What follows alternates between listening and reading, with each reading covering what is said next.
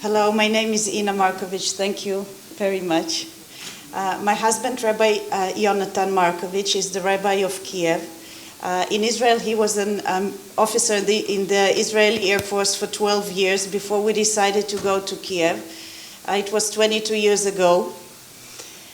And we had a flourishing community for 21 years until it all ended in 1 week, and I must say very unexpectedly, because no one really believed in Kyiv and Ukraine that a really war can happen in Europe in 2022. So we did some preparations. With your help, we bought 6 tons of food and water and fuel and mattresses for 200 people who could come and stay in our JCC in the Chabad house in Kyiv. But actually, when the bombing started, we were really surprised. The war there is not like, we're Israeli, so unfortunately, we're used to some war situation, to sirens, to bomb falling. The situation in Kyiv is totally different. Starting from that there are no bomb shelters in Kyiv. The mayor of Kyiv recommend people to go use metro station as bomb shelters. They're really built deep inside, and they were planned to be that way, but personally, we live 20 minutes walk from metro station, and everybody understand that when the bombing falling, to walk, exactly. So walk 20 minutes outside is not the best idea.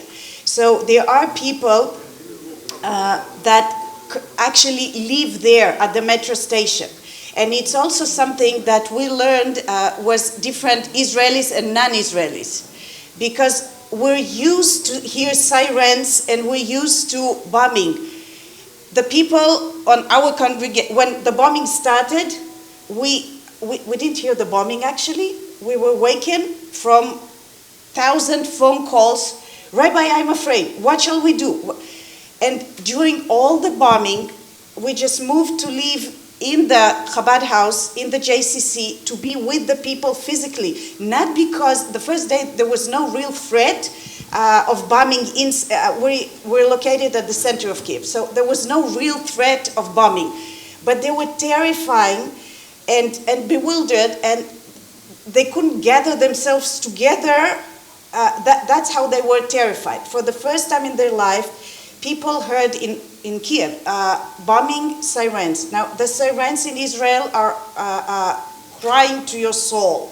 In Kyiv, you can hardly hear them. If you have good windows and they're shut, you will miss the siren. And also, in Kyiv, in Israel, you always get instructions. This area, that area, what should you do? Where should you go out of the bombing? No instructions at all. And in Kyiv, you heard the bombing, and yes. Just after that, the siren. The siren, yes. Oh, really? Lucky. Really? That's not a joke. But it's not a joke. It's mamash. This is the situation. So tell them the miracle of how you got out. I would, if they believe us, because it's something. Our rescue operation is something between Hollywood movie and a Hasidic tale. Really. So I'll just say that we have the army. Due to my husband's connections, we have the real Ukrainian army guarding the Chabad house currently, because there are 50 people living there, and a few 50 Jews and a few Ukrainian families who wanted and asked for shelter. Of course, we'll let them in.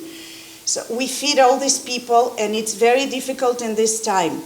And the army is guarding them. We have evidence and pictures of everything.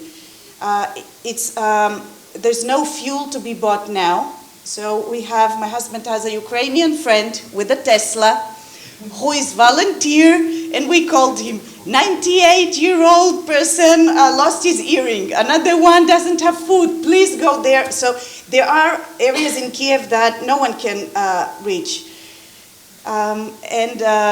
We have a very good family, Israeli and American citizenship, that are now the Plotkin family, that are in the middle of fire. Only God can reach them.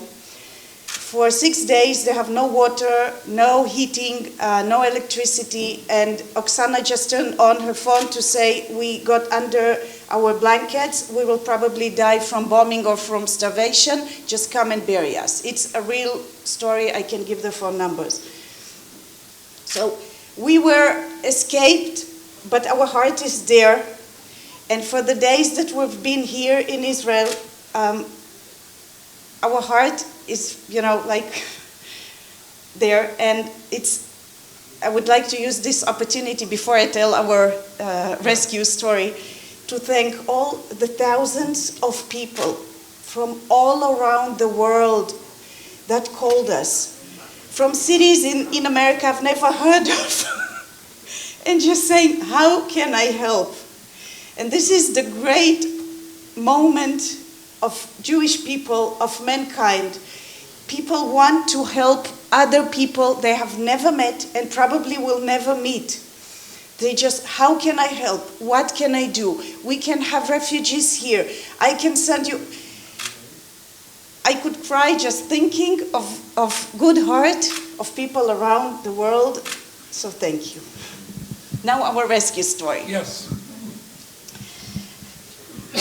When the American and Israeli embassies started to give warnings to the citizens, please leave, we believed them, but we decided to stay to protect the Jews in Kiev. Ken. So we tried to talk to people, please leave, whoever can leave, but it's easy to say. There are financial reasons. Not everyone can afford living abroad. Yes? Yeah. It's expensive. There are health reasons with elderly people in the family that would not survive the journey. You can see on TV, not everyone can survive it. And other reasons, like men who have only Ukrainian citizenship and are age 18 to 60 are not allowed to leave the country. So women will not abandon their husbands and sons. So there are objective reasons why people couldn't leave. My husband encouraged everyone who could leave, please go. We will later on try help you establish in another country, in Israel. Please go. Some people didn't believe, some people couldn't go. So at that time, my husband and oldest son, that is with us, our oldest son and his French wife and 3 daughters are with us in Kiev. They are the rabbi and rebbitzin of the Israeli community in Kiev, which was very big. They organized posters all over Kiev, 120 posters. We got it as a donation from the mayor of Kiev. And the message was Lubavitcher Rebbe saying in Ukrainian, think good and it will be good.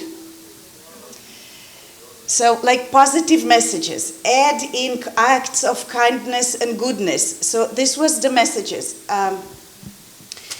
And last Shabbat morning, we had unexpected visit from Secret Service of Ukraine, who came to us on Shabbat and said, Rabbi, we respect you very much and we respect your will to protect the Jewish community in Kiev. But we have information that Russia is frustrated for her not being able to win the goals to get the goals that they wanted to. So they plan to escalate the war.